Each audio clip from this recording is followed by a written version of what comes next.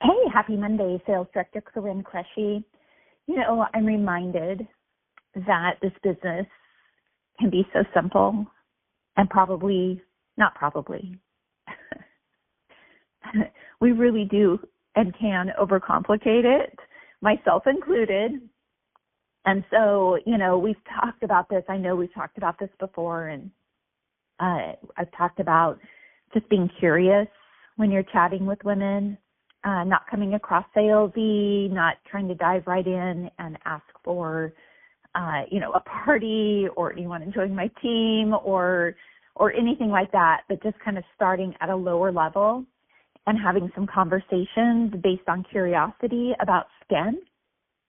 And that when your desire is to help women love the skin they're in, then your conversations are just different.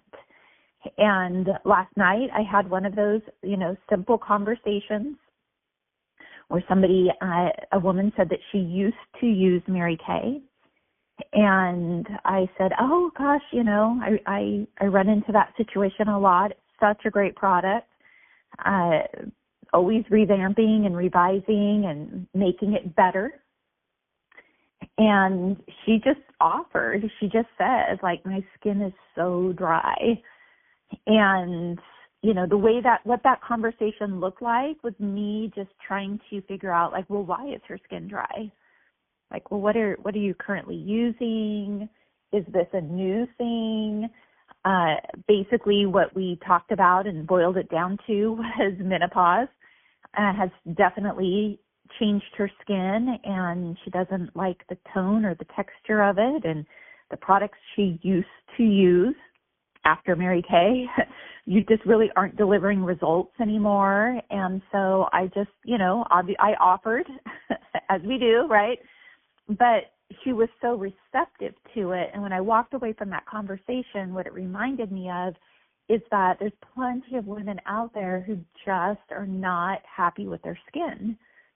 And yet they can be a little leery of talking to somebody like myself or yourself who, quote unquote, sells skincare, because they're leery of being oversold. They're leery of, promises being made.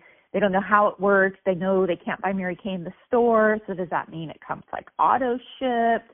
They don't want to get involved in something like that. There's just so much mystery sometimes behind what it is we offer women that it can keep them from asking questions. It can keep them from approaching you, which you might then interpret as they know I sell Mary Kay, but they're not interested.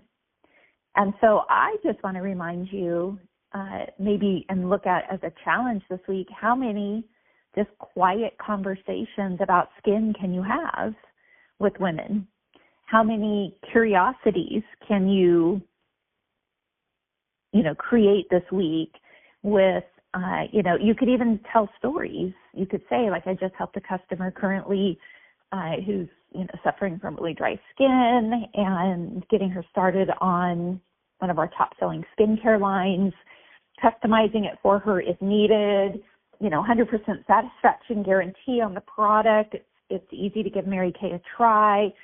All of the little words can really create individual customers easily.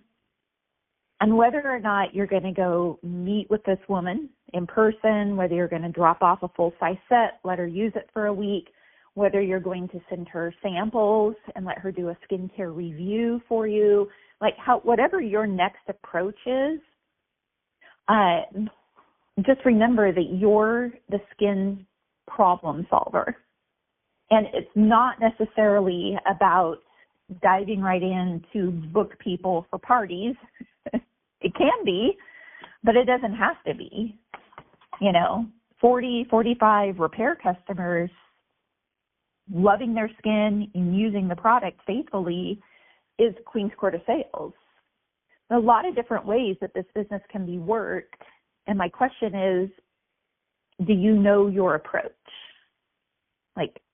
By now, my approach is the soft approach.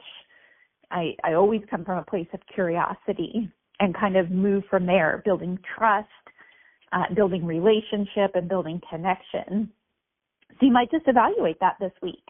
What is your approach? What kind of connections can you make? What can you do this week to create skincare conversations? How many women can you help this week absolutely love their skin, or at least be on the path to loving their skin, because they know that they have a Mary Kay Beauty consultant in their corner who's going to walk them through the process. Make it a $1 million Monday. God bless.